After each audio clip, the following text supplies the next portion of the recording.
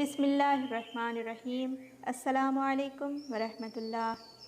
جب تم پریشان اور نا امید محسوس کرو تو سورہ ضحیٰ پڑھا کرو، کیونکہ جب آپ صلی اللہ علیہ وسلم پر کچھ عرصے تک وحی نازل نہ ہوئی اور نہ جبرائیل علیہ السلام آئے تو آپ صلی اللہ علیہ وسلم پریشان رہنے لگے، تو اللہ تعالیٰ نے سورہ ضحیٰ وحی فرمائی، جس کی تفسیر آتی ہے کہ اگر تم پریشان ہو تو رات کو جلدی سو اور جلدی اٹھو اور خوبصورت صبح کو دیکھو، تاکہ تمہیں پتہ چلے کہ صرف اندھیری رات نہیں ہے بلکہ اس کے بعد روشن صبح ہے۔ پھر فرمایا، اے محمد صلی اللہ علیہ وسلم، تمہارا رب نہ تو تم سے ناراض ہے اور نہ ہی وہ تمہیں بھول گیا ہے۔ اس سے بہتر بھی کوئی تسلی ہوگی؟